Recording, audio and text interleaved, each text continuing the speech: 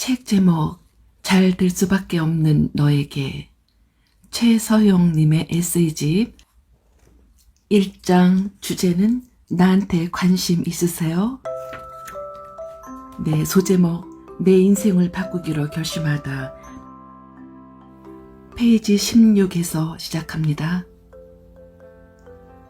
어느 날 일을 마치고 집에 돌아왔는데 문득 눈앞에 보이는 모든 게 마음에 들지 않았다.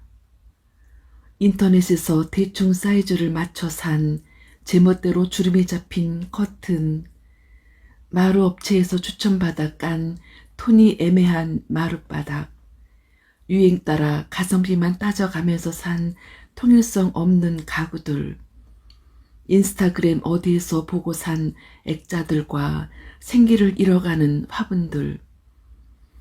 우리 집은 언뜻 보면 괜찮아 보였지만 조금만 가까이서 들여다보면 취향이라곤 없는 사람의 집이라는 걸 알 수 있었다. 엉망은 아니지만 그렇다고 매력적이지도 않은 집은 마치 내 인생 같았다. 그럭저럭 남들처럼 살려고 발버둥 치던 내 모습 같았다.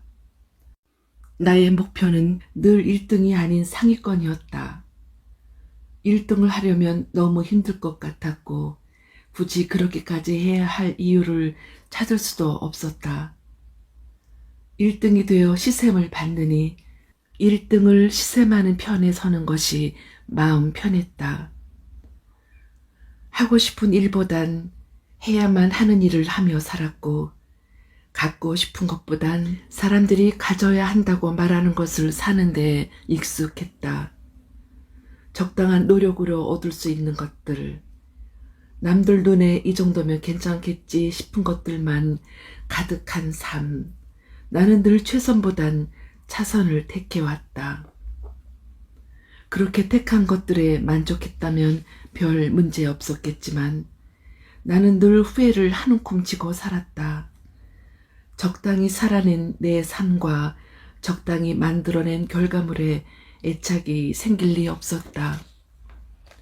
품이 들더라도 커튼 원단부터 사이즈까지 내 마음에 드는 대로 꼼꼼하게 결정했다면 어땠을까? 예전부터 눈여겨봐왔지만 나한테 과분한 것 같아서 마음을 접어버렸던 가구를 큰맘 먹고 샀다면 어땠을까? 그랬다면 적어도 일을 마치고 돌아온 텅 빈 집에서 내가 도대체 뭘 하며 살아온 건지 헤매는 기분은 느끼지 않았을지 모른다. 그때까지 나는 세상의 오만 것에 귀를 기울이면서도 정작 자신의 목소리에 귀 기울이지 못했다. 내 형편에, 내 나이에, 내 체면에 라는 핑계를 대며 그저 남들만큼 사는 것만이 유일한 목표였기에 행복 앞에 당당할 수 없었다. 그날 오후 집에 어울리지도 않는 시든 화분을 쓰레기통에 쏟아버리면서 결심했다. 조금 어렵더라도 최선을 택해보자고, 내 삶에 욕심을 내보자고, 나에게 관심을 갖고 나를 공부하고 내 욕심에 솔직해져 보자고, 내 삶을 내 식대로 만들어 가자고. 세상이 욕심내도 된다고 하는 것들에만 몰두하느라 진짜 자기가 원하는 걸 단 한 번도 들여다보지 못하는 사람이 되지 말자고. 그렇게 결심하고 나서 내 가장 큰 관심사는 나 자신이 되었다. 진짜 나를 알아가기로 작정한 다음부터 내 인생은 많은 것이 바뀌었다.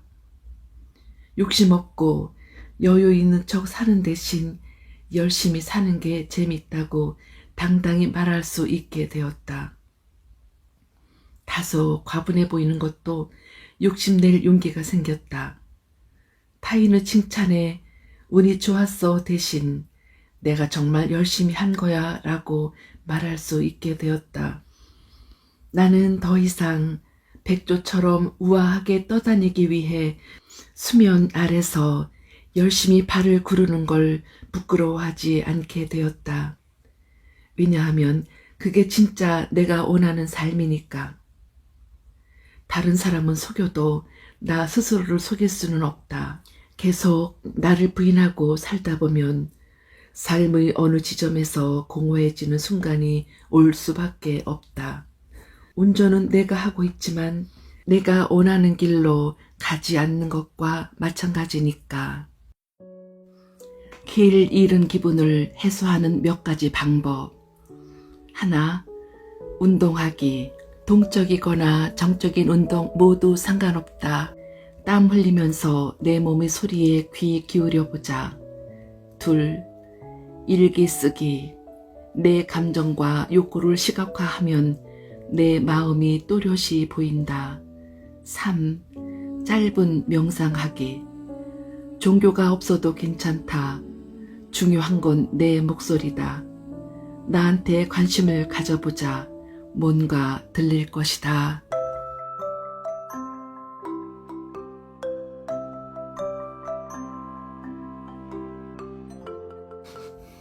욕심낼 자격은 따로 없다. 적당히만 살아왔던 내 속내를 들여다보면 거기엔 자격에 대한 고민이 있었다. 누구도 정해주지 않은 한계선을 내 멋대로 그어놓고 그 선을 넘으려고 할 때마다 내가 이걸 가질 자격이 있는 사람인가, 이렇게 행복할 자격이 있는 사람인가를 따져보는 시기였다. 그 한계선이 하한선이었으면 오히려 괜찮았을지도 모른다.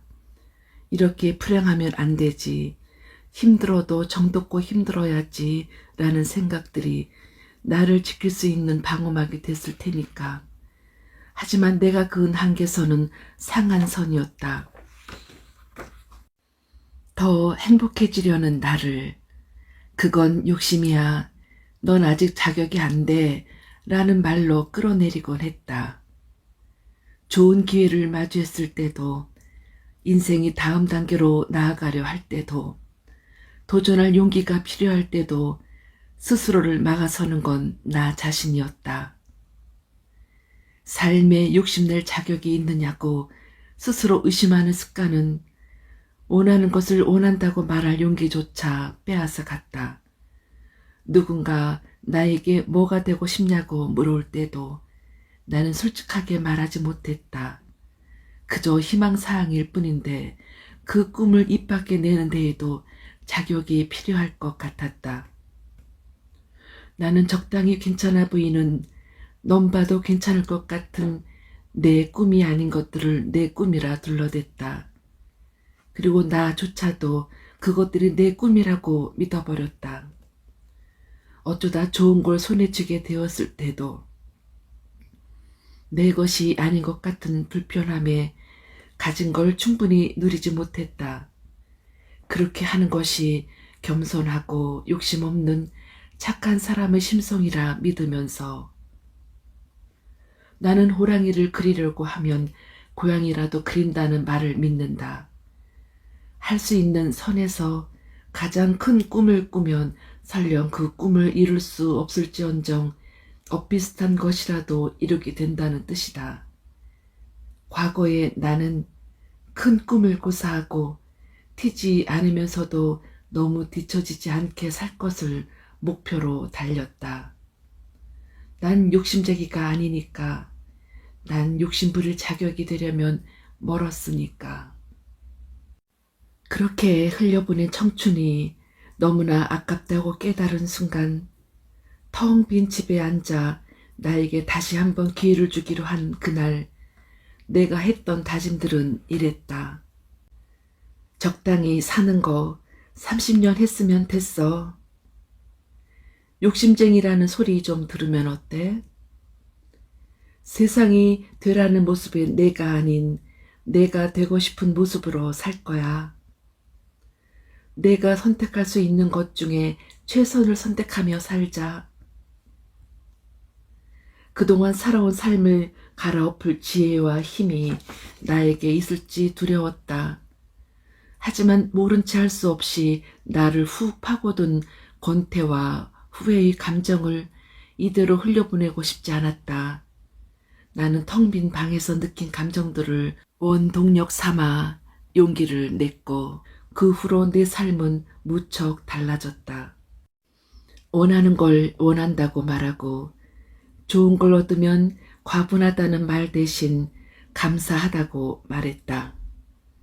내 욕심을 솔직히 인정하고 거기에 따라오는 비난이 있다면 그대로 받아들이기로 했다. 많이 원할수록 많이 노력해야 한다는 사실도 인정했다. 나의 에너지는 한정되어 있으니 적당히 마음이 가는 곳에 아깝게 힘을 뺄 필요가 없었다. 정말로 살고 싶은 삶과 그걸 이루는 요소들에만 집중하기 시작했다. 내 삶에 욕심내기 시작했다고 해서 모든 게 내 맘대로 되지는 않았다. 하지만 온전히 내 선택이기에 실패도 괜찮았다. 예전과 똑같이 하루 24시간을 살았지만 이번에는 정말 내가 내 삶을 사는 것 같은 기분이 들었다. 행복의 자격을 묻는 대신 그 자리에 노력을 채우기 시작했다. 적어도 나에게 있어 욕심쟁이라는 말은 세속적인 탐욕으로 가득해 분수에 넘치게 원하고 남의 것을 탐내는 사람이라는 뜻이 아니다. 내가 정의 내린 욕심쟁이는 스스로의 욕망을 인정하고 삶의 한계를 두지 않는 두려움 없이 스스로에게 솔직한 사람이다. 삶의 욕심을 낼수록 내 삶이 내 꿈에 한 발짝 가까워지는 것은 당연한 이치다. 남의 시선 때문에 혹은 내 분수에 넘치는 것 같아서 혹은 도전이 두려워서 그동안 원하는 삶을 욕심내지 않았었다면 이제는 긍정적이고 발전적인 의미의 욕심쟁이가 되어 원하는 삶에 가까워져 보자. 고만고만하게 적당히 살지 말고 좀 더 큰 그림을 그리고 적극적으로 다가가자. 몇 달 뒤, 몇 년 뒤에 돌아보면 분명히 지금보다 훨씬 나은 모습의 내가 되어 있을 것이다. 어쩌면 당신은 정말 호랑이를 그릴 수 있을지도 모른다.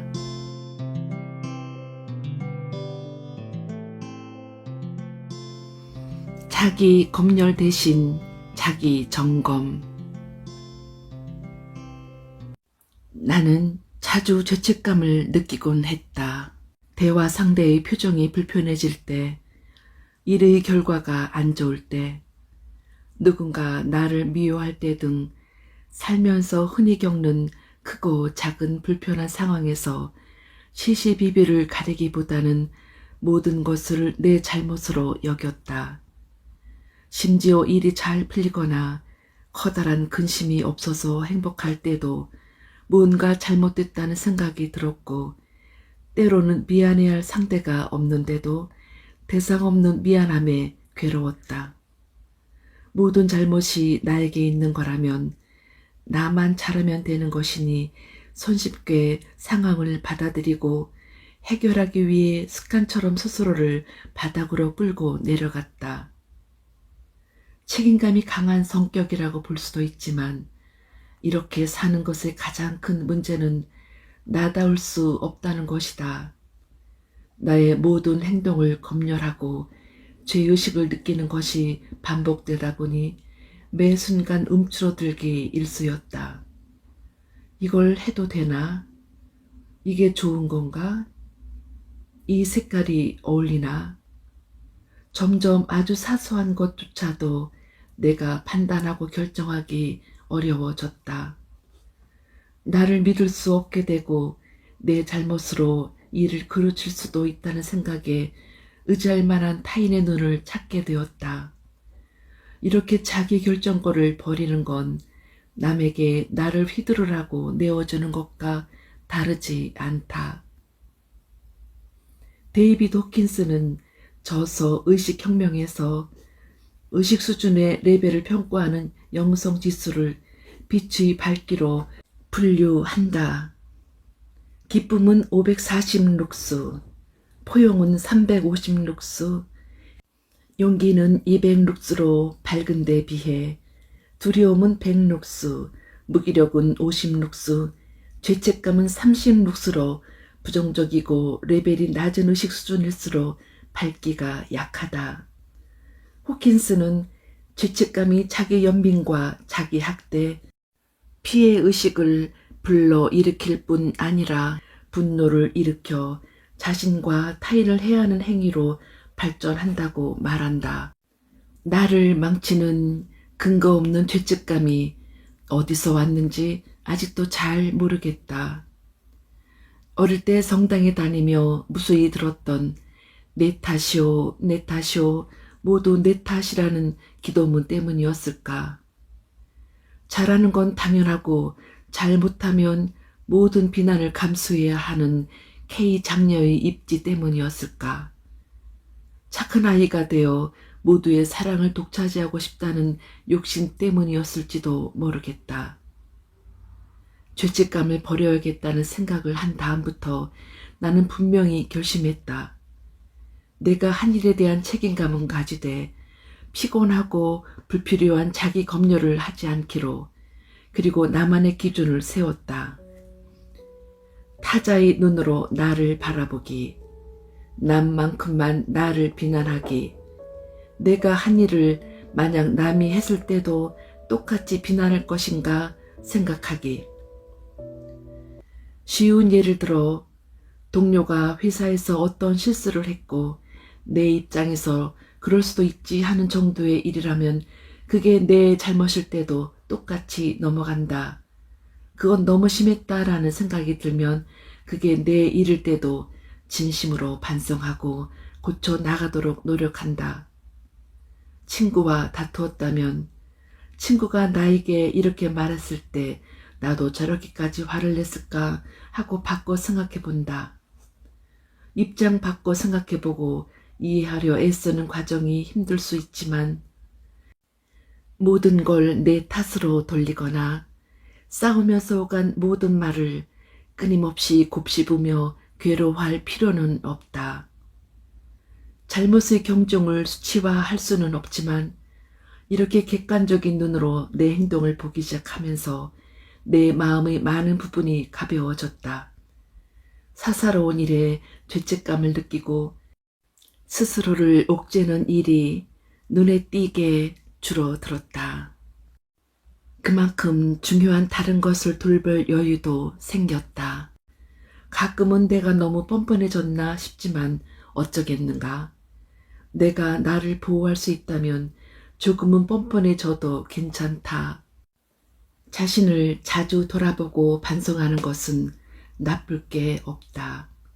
자기 점검은 오히려 성숙의 태도이자 스스로의 발전을 위한 필수적인 행위다. 하지만 모든 상황에서 매번 자기 검열을 하는 건 결코 건강하지 않다. 만약 내 행동이 법적으로나 도덕적으로나 비난의 여지가 없는데도 누군가 계속 불쾌해한다면 그것은 상대 마음의 문제일 가능성도 있다.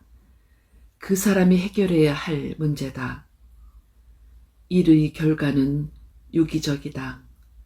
내가 한 가지 잘못을 했다고 해서 모든 일이 잘못되지 않는다. 이를 그르칠 수밖에 없는 여러 상황이 동시다발적으로 일어났을 확률이 높다. 내가 실수하고 잘못했더라도 어쩔 수 없다. 한 번도 실수하지 않고 사는 사람은 없다. 누군가에게 전혀 미움받지 않고 사는 사람도 없다. 우리가 집중해야 할 것은 잘못하지 않고 미움받지 않는 게 아니라 같은 실수를 반복하지 않는 것, 어제의 나보다 좀 더 나아지는 것 뿐이다.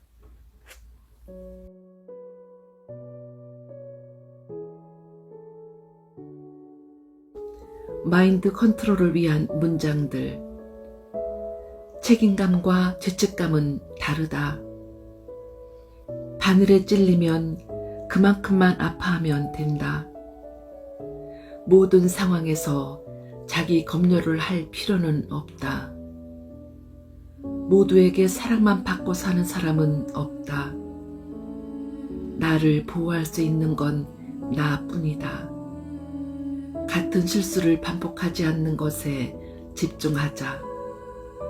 나는 어제의 나보다 좀 더 나아질 수 있다.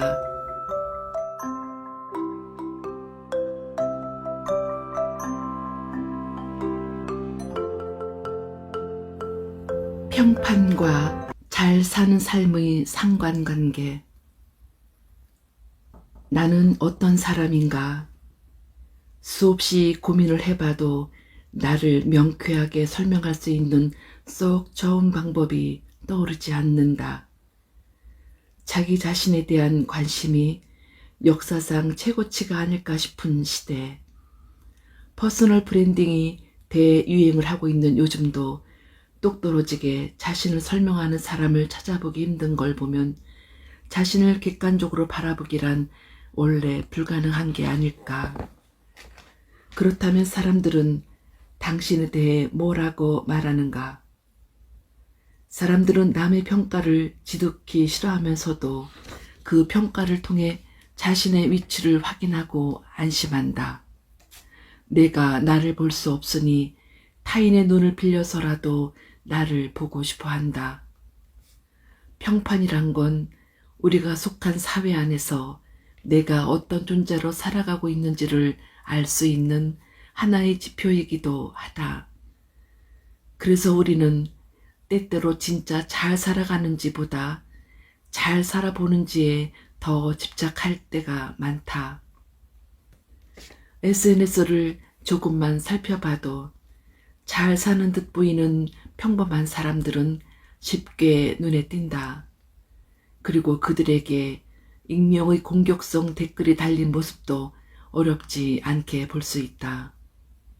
유명인들 역시 좋은 평판만 갖고 있는 건 아니다. 한 나라의 대통령, 업적이 뛰어난 과학자, 이름만 들어도 알만한 기업인, 연예인 등 무수히 많은 이들에게 감당하기 어려운 비판과 비난, 안티가 따라다닌다. 그러나 대부분의 사람들은 그런 평판에 신경 쓰지 않으려고 노력하고 자기 중심을 잡고 신체적, 정신적으로 건강하게 살기 위해 노력한다. 왜일까? 어쩌면 그들은 좋은 평판과 잘 사는 삶에 뚜렷한 상관관계가 없다는 것을 이미 알고 있는 건 아닐까. 사람들 사이에서도 평판이 좋고 누구나 존경할 만한 삶을 사는 사람도 분명히 있겠지만 정말로 그 둘 사이에는 큰 관계가 없을지도 모른다. 명확한 기준이 없으니까 누군가에 대한 입장과 견해는 받아들이는 사람들의 문제인 경우도 많다. 내가 잘 한다고 나에게 꼭 좋은 평판만 뒤따르는 것도 아니고 몇 번 못했다고 비난만 뒤따르는 것도 아니다. 오히려 잘 나갈 때 모함과 뒷담화가 더 많은 법이고 한두 번 실수에 진심 어린 응원이 쏟아지기도 한다. 그래서 나는 남의 평가에 덤덤해지려고 무던히 애쓰며 산다. 내가 컨트롤할 수 없는 영역이라면 그냥 나의 길을 묵묵히 걷자고 생각해버리는 거다. 내가 어떻게 행동하든 사람들은 자기의 보고 싶은 대로 보고 말하고 싶은 대로 말할 때가 많다. 내가 잘못해도 나를 좋아하는 사람들은 나의 허물을 덮어주려 애쓰고 내가 잘해도 나를 싫어하는 사람들은 어떻게 나를 몹쓸 사람으로 만든다. 나 역시도 내가 좋아하는 사람에게 보여주는 이해심과 내가 싫어하는 사람에게 보여주는 잔인함의 간극에 놀랄 때가 많다. 결론적으로 주위의 평판과 잘 사는 삶에는 큰 상관관계가 없다. 평판과 잘 사는 삶 중에 내가 더 초점을 맞춰야 하는 쪽은 잘 사는 삶 쪽이다. 그러니 평판을 굳이 좋게 바꾸려 노력하지 않아도 되고 그에 휩쓸려 과도한 스트레스를 받지 않도록 해야 한다. 나에 대한 모든 평가와 오해를 일일이 해명하는 것만큼 의를 자처하는 일이 없다. 그러니 내가 도마 위에 올랐다는 생각이 든다면 변명하고 위축되기보다는 시간이 진실을 밝혀주길 기다리며 묵묵히 나의 할 일을 해나가는 편이 훨씬 낫다. 자신의 평판이 어떤지 걱정되어 지레 겁먹거나 안 좋은 소문으로 마음 고생하고 있는 사람이 있다면 이 말을 꼭 해주고 싶다. 영화 리틀 포레스트에서 왕따를 당해 속상해하는 딸 혜원에게 엄마가 전한 말이다. 너 괴롭히는 애들이 제일로 바라는 게 뭔지 알아? 네가 속상해하는 거. 그러니까 네가 안 속상해하면 복수 성공. 내가 신경 쓰지 않으면 누구도 어떤 말로도 나를 평가할 수 없다. 내가 잘 살아가고 있고 잘 살고자 한다면 몇몇이 만들어내는 소용없는 평판으로 나는 무너지지 않는다.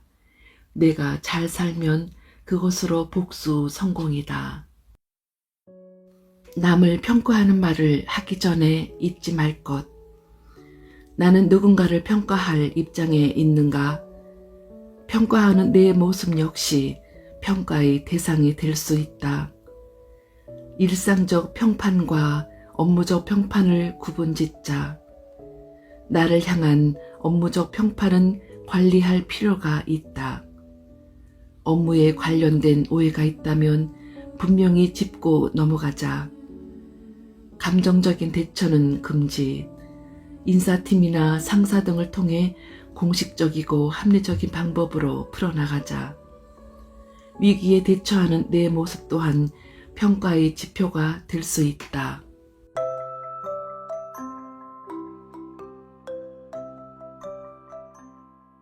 멍청해지기 싫어서 지키는 루틴. 살면서 정립해온 나만의 사소한 가치관들은 자주 바뀌어 왔지만 한 번도 바뀌지 않은 다짐도 있다. 겸손하자. 나도 모르게 교만해지거나 감정적으로 행동하고 있다는 것을 느낄 때면 스스로 멍청해지고 있다는 생각이 들면서 자괴감이 밀려오기 때문이다. 겸손은 내가 썩 잘난 인간이 아님을 인정하는 것에서 시작해서 지극히 평범한, 어떤 면에서는 평범에 못 미치기도 하는 나이기에 목표를 이루려면 땀 흘리며 노력해야 한다는 결론으로 끝난다.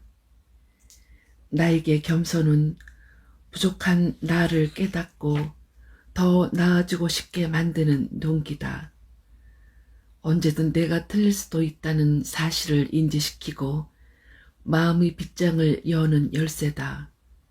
그런 겸손의 마음으로 꼭 지키려고 노력하는 나의 루틴 3가지를 소개한다. 나는 이것들을 지키며 내 다짐을 되새긴다. 1. 글을 쓰자.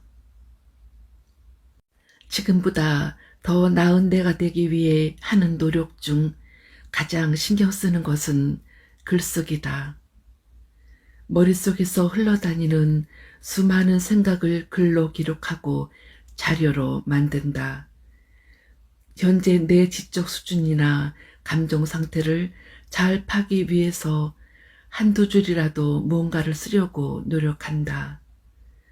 또 글쓰기는 상상 속 아이디어를 현실로 데려와 준다. 쓰고 읽고 되뇌다 보면 실현 가능성이 높아지는 법이다. 형체 모르게 흩어져 있던 아이디어를 구체화해 내 것으로 만들 수 있게 된다. 좀 더 실행력 있는 나를 만들어준다. 식단 일기를 쓰다 보면 식습관이 개선되고 감정 일기를 쓰다 보면 심리 상태가 보이는 것처럼 말이다. 실제로 나는 인스타그램으로 독서 노트를 쓴다. 내가 읽는 책의 경향을 한눈에 볼 수 있어 의식적으로 다양한 책을 읽게 되고 한 사람이라도 본다는 생각에 꾸준히 게시물을 올린다. 글쓰기가 어렵다면 그날 있었던 굵직한 사건과 거기서 느낀 점을 한 줄로 요약하는 것으로 글을 써보자. 우리의 목표는 명작을 쓰는 게 아니라 나를 기록함으로써 더 나은 내일을 만드는 것이다. 글 자체에 집착하지 않아도 된다. 2. 인풋과 아웃풋의 균형을 맞추자. 일상에서 인풋과 아웃풋의 균형을 맞추고자 노력한다. 하루 종일 보고 듣는 인풋을 나의 방식으로 소화하기 위해서 반드시 아웃풋을 내려고 한다. 영화를 봤다면 감상평을 남기고 음악을 들었다면 플레이리스트를 만들어 보는 식이다. 이런 과정은 일상을 생산적으로 만들어줄 뿐 아니라 나의 취향을 좀 더 분명하게 만들어준다. 보고 듣고 경험하고 끝내는 것이 아니라 그것을 재창조함으로써 창작을 연습하게 되는 것이다. 이 노력이 루틴이 되는 순간 내 모든 삶은 흘러가지 않고 어딘가에 기록되어 내 삶을 단단하게 지탱해 준다. 그 경험들이 필요한 적재적소의 순간이 인생에 몇 번은 온다. 3. 몸을 쓰자. 마지막으로 반드시 몸을 쓰는 일을 한다. 규칙적인 운동은 몸 관리뿐 아니라 뇌 관리를 돕는다는 연구 결과가 많다. 땀 흘리며 몸을 움직일 때는 에너지가 몸에 집중되기 때문에 팽팽 돌던 머리가 잠깐 쉴 수 있다. 나는 매일 수영을 하는데 호흡과 손을 젓는 횟수에 집중하다 보면 잡념이 사라진다. 하루 종일 분주했던 뇌가 비로소 쉬게 된다. 이렇게 머리가 쉬는 동안 무의식이 생각을 정리해주기 때문에 운동 후에는 일 처리가 훨씬 효율적으로 돌아가는 기분이 든다. 이 몸만큼 정직한 게 없어서 좋은 걸 먹어주고 많이 움직여주면 체력이라는 보상이 따른다. 뭘 잘 하려면 체력이 필수다. 시간과 힘을 내 몸에 투자하는 것만큼 자기 자신을 사랑하는 방법은 없다. 이런 루틴을 반복한다고 해서 인생이 한순간에 180도 달라지는 것은 아니다. 하지만 나의 부족함과 성장을 기록하면서 겸손을 배우고 나를 알게 된다. 내가 흡수하는 것들을 통해 나의 취향을 만들어가고 나의 육체와 정신을 모두 건강하게 만든다. 멍청해지지 않기 위해 하는 나의 루틴들을 참고해서 자기만의 루틴을 만들어 보기를 권한다. 매일매일이 어렵다면 한 번씩 하루씩 시도해서 그 기간을 점차 늘려가보자. 이 루틴들은 분명히 나를 어제의 나보다 나아지게 만들 것이다.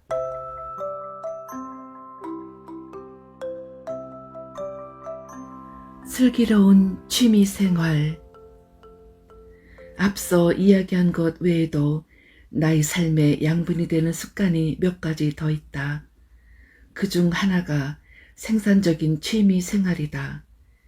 취미에까지 생산성을 들이대는 나에게 학을 떼는 사람들도 있겠지만 나는 실제로 취미를 통해 의도치 않은 생산성이 생겨나는 경험을 종종 했다. 바람직한 예상 외의 소득에 나조차 놀랄 때가 많았다. 나는 주변에서 알아주는 사교육 매니아다. 대충 떠올려봐도 성인이 되어 배운 것만 해도 10가지가 넘고 나름 오래 배운 것, 잠깐 배운 것을 합하면 셀 수도 없이 많다. 일이 바쁠 때가 아니면 온라인과 오프라인 클래스를 가리지 않고 수업을 들으며 무언가를 배우려고 애쓴다. 내가 들었던 수많은 수업들, 사진 촬영, 사진 보정, 심리 상담, 색채 심리 상담, 영상 보정 편집, 그림, 공간 디자인, 3D 모델링 프로그램, 캘리그라피, 꽃꽂이, 독립출판, PDF 부업, 아이패드 강좌, 글쓰기 강의, 시사경제 공부, 목공, 기타 연주. 취미는 무언가를 능동적으로 하고 있는 동시에 본업을 쉬고 있는 것이기에 생산적 휴식에 가깝다. 본업과 동떨어져 있는 생산적인 일을 하면 본업을 달리 보는 눈이 달라진다. 유튜브가 본업인 나는 그림과 사진, 인테리어를 취미로 배우면서 색감이나 공간에 대한 감각이 생겼다. 결과적으로 업로드하는 영상들의 퀄리티를 높일 수 있게 되었다. 독서를 취미로 하다 보니 유튜브나 인스타그램에서 할 수 있는 이야기도 다채로워졌다. 배움이 꾸준히 이어지지 않을 때도 많지만 완벽하게 숙지하지 못했다는 죄책감이나 부담감을 느끼지 않는다. 일에 무조건 도움이 되게 만들겠다는 목표가 없기 때문에 자연스러운 습득도 가능하다. 아무데도 써먹지 못해도 그저 취미일 뿐이니 시도 자체가 뿌듯하고 재미있다. 새로운 것을 배우는 행위만으로도 내가 모르던 세상의 문을 열어주는 기분이니까. 빠르게 변하는 세상이 두렵다면 여러 가지를 적극적으로 접해보는 것도 도움이 된다. 다양한 걸 배우려는 시도는 새로운 것에 겁내지 않고 도전하는 태도를 길러준다. 막연히 두렵게만 생각했던 것도 해보면 별거 아닌 게 생각보다 많다는 걸 알게 된다. 그동안 내가 배워온 것들은 내가 하는 일과 어느 정도 관련이 있기도 하고 없기도 한, 그러니까 업무 스킬을 직접적으로 업그레이드 시키는 교육은 아니었다. 하지만 크고 작은 배움들을 통해 나는 미처 생각하지 못했던 나의 취향을 발견하고 내가 잘하는 것을 새로이 알게 되었다. 꼭 몇 년에 걸쳐 대단한 프로젝트를 취미로 삼거나 자기 개발을 위해 투자하지 않아도 가능한 일이다. 지금 찍어놓은 점들은 언젠가 연결되어 선이 되기도 한다. 쓸모없는 배움은 없었다. 어딘가에 써먹을 만한 것이 아니더라도 취미가 있는 삶은 어쩐지 멋지지 않은가. 취미 하나쯤 갖고 있는 삶은 무색무취의 일상에 향기를 더해준다. 똑같은 하루하루를 다채롭게 만들어 활력을 준다. 결과적으로 나라는 사람을 더 나답게 만들어준다. 이번 주말엔 뭐 할까? 취미는 절대 주 7일로 하지 않는다. 절대 부담 금지. 취미는 루틴이 아니라 설레는 일이어야 한다. 꾸준히 유지할 수 있도록 달성이 쉬운 목표를 세운다. TV나 유튜브, SNS에서 흥미로웠던 것은 꼭 검색하자. 뭘 할지 모르겠다면 길거리 간판, 검색, 지인 추천을 활용하자. 전문가에게 직접 연락해보는 것도 좋다.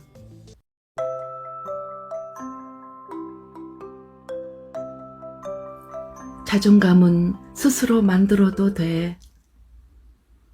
내 어린 시절은 크게 드라마틱하지 않았다. 모르는 사람이 본다면 이렇게 평범하다고 하고 놀릴지도 모른다. 여러 차례 곱씹어봐도 부모님의 육아 방식이나 학교 생활, 교우 관계에서 그다지 상처받은 일이 없다. 적절한 사랑과 훈육 속에 넘치지도 모자라지도 않는 어린 시절을 보냈지만 그렇다고 내가 정서적으로 안정되어 있는 사람이었냐고 묻는다면 네라고 대답할 수는 없다. 무사히 성인이 되었지만 나는 맷집이 약했다. 처음 경험하는 사회생활이 모든 구석이 힘들어서였을까? 사교적이고 밝았던 성격은 점점 비관적으로 바뀌어갔다. 일과 사람에 지쳐 너덜너덜해진 나는 한두 달에 한 번씩 번아웃과 무기력에 휩싸였고 대인기피증 증상까지 겪었다. 폭식으로 불안과 스트레스를 해소하고 나면 당연한 순서인 양 자기 혐오에 빠지곤 했다. 바닥을 치는 경험을 하며 느낀 건 세상에 나를 구해줄 수 있는 사람이 없다는 거였다. 나를 이 세상에 낳아준 자신보다 나를 더 사랑하는 엄마조차도 내 문제를 대신 해결해 줄 수는 없었다. 나를 토닥이며 어질러진 방을 치워주고 밥은 꼭 챙겨 먹으라며 반찬을 갖다 주실 수는 있어도 나를 끌고 나가 누군가를 억지로 만나게 해줄 수도 숟가락으로 밥을 떠 내 입에 먹여줄 수도 없었다. 나에게 생긴 문제는 내 손으로 해결해야 했다. 누구도 나를 다르게 살도록 바꿔줄 수 없었다. 결국 내 삶을 스스로 꾸려나가야 하는 시점이 왔을 때 사회에 던져지기에는 아직 미숙한 나를 앞가림할 수 있는 수준으로 마저 키워낸 건 내 몫이다. 내가 닮고 싶은 주위 사람들에게는 공통점이 있다. 자기 자신을 끔찍하게 대접한다는 것이다. 자신을 가꾸고 발전시키는 것을 게을리하지 않고 좋아하는 것이 뚜렷하다. 그건 나를 탐구하는 시간 없이는 만들어내기 힘든 태도다.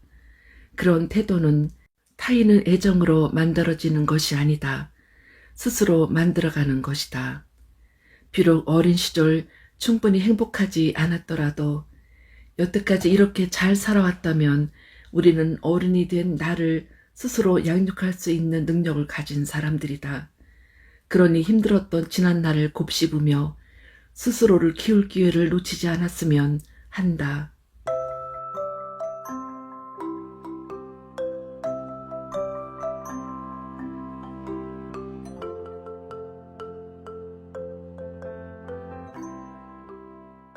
내 삶을 바로잡는 투자법. 막막한 기분으로 눈을 뜨는 날들이 있었다. 늘상 하던 일을 하고 만나던 사람을 만나고 여느 때와 다름없는 날들을 보내고 일어났는데 문득 온몸이 붕 뜬 기분이 드는 것이다. 나라는 사람을 처음 만난 것처럼 어떻게 대해야 할지 몰라 불편함이 느껴지는 날, 내가 어떤 속도로 살아가야 마음이 편한지, 어떻게 살아야 속이 편한지, 뭘 좋아하는지 그런 것들을 까맣게 잊어버린 기분. 그러니까 한마디로 나를 잃은 것 같은 기분이 들 때가 있다. 좋은 것도 싫은 것도 느껴지지 않는 지경에 이르다 보니 별일 아닌 것처럼 넘기기가 어려웠다. 기껏 쌓아온 내 삶이 무너질 수도 있겠다는 생각이 들었다. 죽을 힘을 다해서라도 바로 잡아야 했다. 나는 가장 먼저 내 돈과 시간이 어디에 쓰이는지를 살펴봤다. 돈과 시간이야말로 내가 집중하고 있는 것, 내가 매몰되어 있는 것이 무엇인지 투명하게 볼 수 있는 지표라고 생각했기 때문이었다. 몇 개월 동안의 카드값을 살펴보니 나를 위한 소비가 거의 없었다. 내가 좋아하는 무언가에 돈이나 시간을 쓴 흔적을 찾아볼 수 없었다. 마음에 드는 옷을 구입하지도 취미 생활을 하지도 않고 집과 회사만 오간 게 보였다. 창작을 업으로 하는 사람에게 인풋이 충분하지 않았으니 고갈되고 지치는 게 당연했다.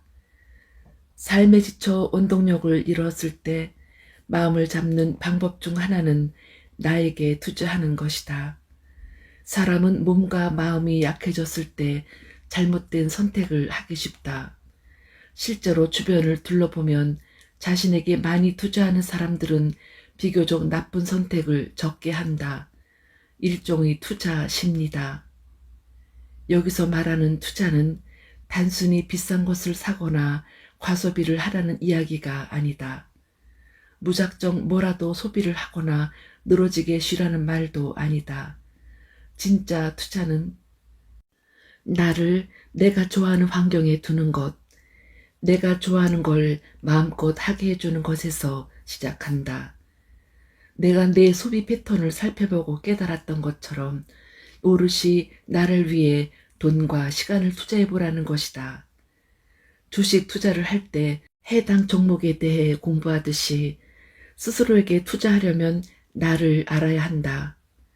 나는 투자할 만한 가치가 있는 사람이다. 나는 어떤 환경에 있을 때 좀 더 나아지는가? 시간, 장소, 사람 등 구체적으로 환경을 떠올려 보자. 어떤 행동을 했을 때 나는 좀 더 나아지는가? 투자의 방향이 정해지면 느리더라도 작더라도 천천히 나에게 하나씩 투자해보자. 그러고 나서 다시 나아갈 목표를 세워보는 것이다. 목표, 성과, 성취라는 말이 고루하고 유치하게 느껴질 수 있다. 그러나 목적지 없는 여정에서는 길을 잃기 쉽다. 나 역시 돌이켜보면 무언가를 향해 달려가 본 경험으로 나를 더 잘 알게 되었다. 내가 이런 걸 좋아하는구나. 이런 걸 잘 견디는구나. 이런 건 죽도록 싫어하는구나.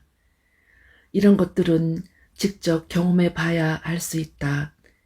가만히 앉아있기만 해서는 절대 알 수 없다. 내 삶을 다시 궤도에 올리는 마지막 방법은 나를 대접해주는 것이다. 남에게 보이지 않는 곳에서 내가 나를 어떻게 대접하는지를 보면 현실이 보인다. 의식적으로 스스로를 마치 내가 사랑하는 사람 대하듯이, 내가 낳은 자식을 대하듯이 정성스레 돌보는 거다. 건강에 좋은 맛있는 음식을 먹이고 나쁜 습관은 고쳐주고 좋은 사람들과 만나게 해준다.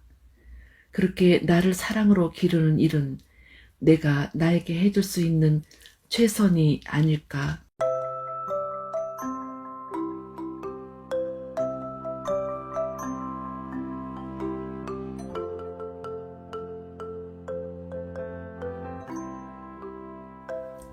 매력 있는 사람들의 공통점. 특별한 게 없는데도 눈이 가고 말이 없는데도 귀가 기울여지는 사람이 있다. 설명할 수 없는 내면의 힘이 뿜어져 나와 사람의 마음을 사로잡아 끄는 사람을 우리는 매력 있다고 말한다. 그에 반해 무슨 일이든 평균치는 해내고 특별해지려 갖은 노력을 해도 기억에 남지 않는 사람도 있다. 대체로 완벽한 것 같은데 어쩐지 향기가 없는 사람과 못난 구석이 있어도 자꾸 눈이 가는 사람. 당신은 어떤 사람이 되고 싶은가? 나는 평범한 사람에 가까웠지만 훌륭하기보다는 매력적인 사람이 되고 싶었다. 그런 매력이 어디에서 나오는 건지 너무도 궁금했다. 나를 사로잡는 힘을 가진 이들을 자세히 살펴보니 멋져 보이는 포인트는 저마다 달랐지만 공통점이 있었다. 그들은 절대로 남에게 부담이나 불쾌감을 주는 행동을 하지 않았다. 기본 예의라고 부를 수 있는 범주의 행동에 불과할지도 모르지만 그들은 이 행동들을 규칙이라 부를 만큼 철저히 지키고 있었다.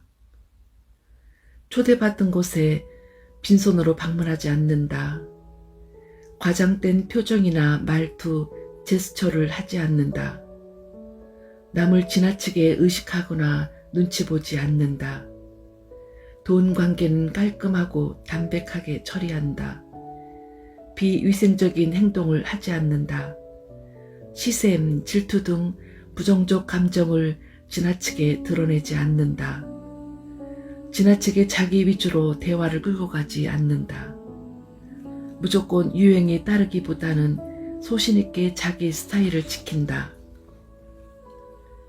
매력은 결국 자기 색깔에 관한 문제다. 남과는 구분되는 나만의 특별한 것을 가질 때 비로소 반짝반짝 빛이 나기 마련이다. 또한 매력은 매우 상대적인 부분이라 매료되는 사람의 입장에 따라 내가 매력 있다고 느끼는 부분을 다른 사람은 그렇지 않다고 생각할 수도 있다.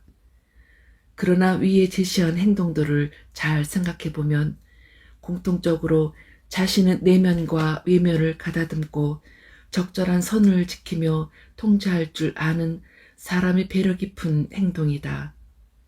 결국 매력은 나를 잘 알고 타인을 배려하는 것에서부터 시작된다. 나이가 들어 서서히 각자의 삶의 자리가 잡혀가면 우리 삶은 그전과는 많이 달라진다. 친했던 친구도 바쁘다는 이유로 자주 보지 못하게 되고 인맥 관리도 20대 때보다는 소극적이게 되며 직장에서의 이직이나 창업 등 새로운 도전을 하는 사람들이 주변에 훨씬 늘어난다.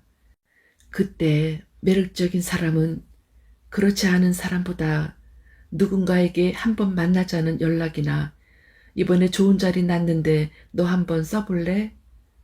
너 평소에 A 분야에 관심 있지 않았어? 정보 공유할게. 와 같은 연락을 더 많이 받는다. 매력이 있는 사람은 단순히 보여지는 이미지 관리에만 성공한 것이 아니다. 앞으로 선택할 수 있는 삶의 폭을 스스로 한 뼘쯤 넓힌 것이다. 당장 거울에 비친 겉모습을 바꾸거나 나만 아는 못난 구석이 있는 마음을 새 마음으로 바꿀 수는 없다. 하지만 몇 가지 행동만 신경 써도 나는 사람들에게 좋은 의미에서 눈길을 끄는 사람이 될 수 있다. 이런 행동들이 모여 습관이 되면 의도하지 않았더라도 나중에 내가 필요한 자리에 누군가 나를 부를 것이고 그런 인연은 생각지 못한 좋은 기회로 나를 이끌 수도 있다. 그렇게 이끄는 주체가 내가 될 수 있다. 다시 말해 내가 나를 더 좋은 곳으로 이끌 수 있다.